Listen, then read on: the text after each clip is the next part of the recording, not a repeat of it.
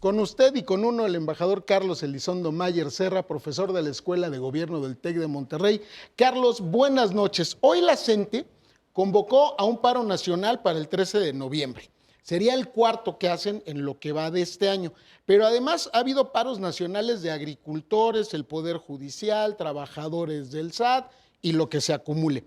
¿Se convirtieron los paros en la moneda de cambio para sentar a negociar al gobierno? Buenas noches, Renato. Mira, los paros siempre han jugado ese papel. No es la primera vez que hay paros. Pero sí es sorprendente que en esta segunda administración morenista estamos viendo mucho más actividad de este tipo que en la primera. En el pasado, pues hemos visto paros de la CENTE, en la Tacuá, la reforma educativa, la cantidad de paros que generaron. Entonces, ¿qué nos está diciendo esto del momento? Yo creo que los paros tienen lógicas distintas, pero sí hay un hecho que tenemos un gobierno que ha mostrado que no está dispuesto a usar la fuerza pública, y no digo reprimir, usar la fuerza pública para liberar una carretera que tiene 80 horas cerrada y que tiene 90 kilómetros, como reportabas, de cola. Eso es un daño a la gente muy profundo y es una violación flagrante de la ley. Se está violando la ley de comunicaciones que no te permite hacer algo así. Entonces, cuando los actores ven que haciendo esto el gobierno responde, pues quienes tienen demanda y que no encuentran otra vía para resolverlos, utilizan estos. Entonces, la primera pregunta que nos tenemos que hacer es, ¿cuáles son esas demandas y por qué no hay otras vías de solución?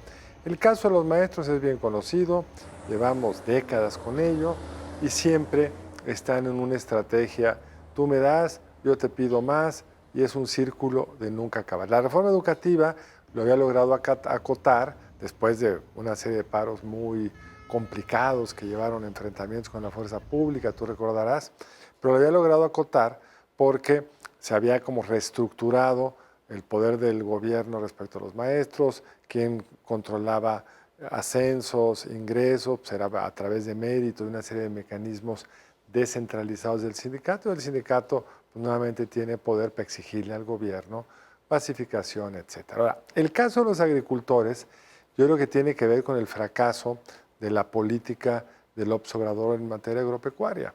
Se desmantelaron una serie de instrumentos que había para aminorar los riesgos de la volatilidad en los mercados internacionales de grano, se sustituyeron básicamente por apoyos directos a los campesinos y un precio de la garantía pues muy limitado a quienes les toca y en monto. ¿Qué es lo que está sucediendo ahorita, Renato? Que después de varios años de precios altos, entonces no importa el precio de garantía, cuando el precio está alto, por Ucrania, por problemas climatológicos, etcétera, hayamos tenido precios del maíz, en este caso, muy altos. Es un año donde la producción ha sido muy buena, el clima ha sido bueno en varias de las regiones maiceras del mundo, en particular Estados Unidos, y sí, el precio del maíz se ha desplomado, es la mitad más o menos de lo que teníamos el año pasado. Entonces, para los agricultores es un golpe para el que no tienen instrumentos. ¿Qué tipo de instrumentos había antes? Seguros. Tú comprabas un seguro, si el precio caía, te cubría una parte de esto. Todo eso se desmanteló. Entonces ahora están enfrentando el problema de ese desmantelamiento. Y si a eso le sumamos que producir maíz se ha vuelto más caro en México por problemas de insumos que han subido su precio, simplemente los combustibles, Renato. Hoy la gasolina y el diésel en Estados Unidos están prácticamente a la mitad que en México, no porque lo subsidien, sino porque no le cobran los impuestotes que nos imponen a nosotros. Súmale los costos de estas carreteras a veces paralizadas o destruidas, es decir, el costo de logística es muy, muy alto y finalmente pues hay que sumarle la extorsión. Todos los agricultores de ciertas zonas tienen que pagar algo y eso también sube el precio y disminuye la utilidad. Y el gobierno pues, tiene límites presupuestales muy claros, no hay una estrategia integral para resolverlo, pensaron que si les aumentaban un poco la oferta iban a resolver el problema y estamos viendo que no es suficiente porque no llega a las expectativas de los campesinos y porque tampoco es una solución de fondo al problema, es una aspirina para ver si pasamos esta. Claro, ahora, en contraste, podemos ver a, por ejemplo, a las madres buscadoras.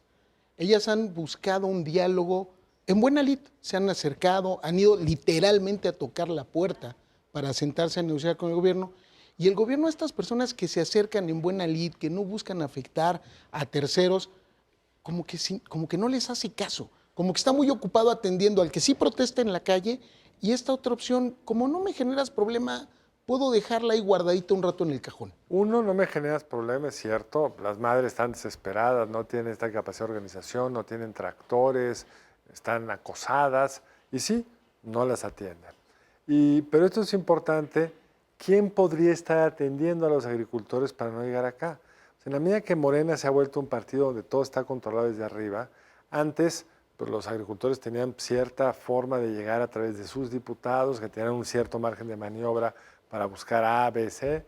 Hoy pues todo viene de arriba, el presupuesto es el que se dice de arriba, se negocia desde arriba y pues, están frustrados porque no tienen ese tipo de espacios para manifestar sus necesidades. Y sí, el gobierno pensó que los ignoraba y que con ello iban a lograr lo mismo con las madres buscadoras, pero tienen mucho más capacidad de organizarse. Entonces sí, es un gobierno que va reaccionando a quienes le ponen la pata fuerte.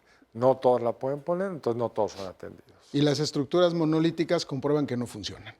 Las estructuras monolíticas son malas para absorber las demandas ciudadanas, son malas para cuando se equivoca en una política pública, modificarla, porque todo viene de arriba, todo viene en función de la intuición del jefe, y aquí destruyeron una política pública que tenía problemas, puede haber sido mejorada, pero ha dejado a estos agricultores en este momento de ciclo de baja del precio del maíz con una situación muy apremiante. Claro, de acuerdo. Embajador, muchísimas gracias. A ti, como qué gusto siempre, estar con ustedes. un placer estar aquí con usted. Bienvenido siempre.